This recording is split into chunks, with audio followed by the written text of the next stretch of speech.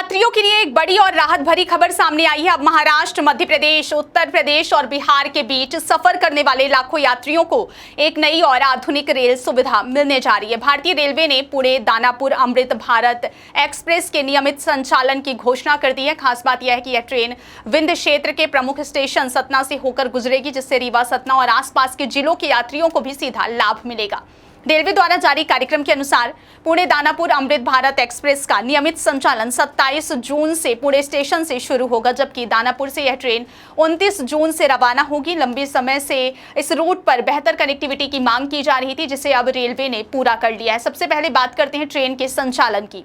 Train संख्या 11431 पुणे से दानापुर के लिए प्रत्येक शनिवार को दोपहर 3:35 पर रवाना होगी। यह ट्रेन महाराष्ट्र से निकलकर मध्य प्रदेश, उत्तर प्रदेश होते हुए बिहार पहुंचेगी। सफर के दौरान ट्रेन अगले दिन सतना स्टेशन पहुंचेगी और फिर अपने निर्धारित मार्ग से दानापुर के लिए आगे बढ़ेगी। वहीं वापसी में ट्रेन संख्या 11432 दानापुर से पुणे के लिए प्रत्येक सोमवार शाम 3:30 पर रवाना होगी। यह ट्रेन भी उन्हीं प्रमुख स्टेशनों से होकर गुजरेगी और यात्रियों को दोनों दिशाओं में बेहतर रेल सुविधा उपलब्ध कराएगी। अब सवाल यह है कि आखिर इस नई ट्रेन से यात्रियों को क्या फायदा होगा। दरअसल बिहार, उत्तर प्रदेश, मध्य प्रदेश और महाराष्ट्र के बीच बड़ी संख्या में लोग रोजगार, शिक्षा, व्यापार और पारिवारिक कारणों से यात्रा करते हैं।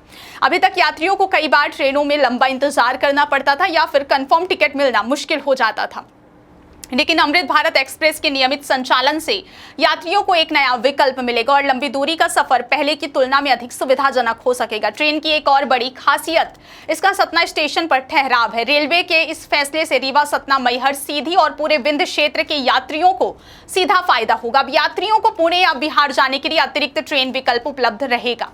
खासकर नौकरी पेशा लोगों, छात्रों और व्यापारियों के लिए यह सुविधा काफी उपयोगी साबित हो सकती है। अगर ट्रेन के मार्ग की बात करें तो यह अमृत भारत एक्सप्रेस अपने सफर के दौरान कई महत्वपूर्ण रेलवे स्टेशनों से होकर गुजरेगी। इनमें हटपसर, दौंड, अहमदनगर, बेलापुर, कोपरगांव, मनमाड़, भुसावल, खंडवा, इटारसी, पिपरिया, नरसिंहपुर, जबलपुर, कटनी, मैहर, सतना और मानिकपुर जैसे प्रमुख स्टेशन शामिल है। इसके बाद ट्रेन प्रयागराज, पंडित दीनदयाल उपाध्याय जंक्शन, बक्सर, आरा और दानापुर जैसे महत्वपूर्ण रेलवे स्टेशनों से होकर अपने गंतव्य तक पहुंचेगी। इस रूट के जरिए देश के पश्चिमी हिस्से को मध्य और पूर्वी भारत से बेहतर रेल संपर्क मिलेगा। रेलवे अधिकारियों का मानना है कि नियमित संचालन शुरू होने के बाद इस ट्रेन में यात्रियों की संख्या तेजी से बढ़ सकती है, क्योंकि यह ट्रेन उन राज्यों को जोड़ रही है जहां बड़ी संख्या में लोग रोजगार और शिक्षा के लिए एक दूसरे के शहरों में आते जाते हैं।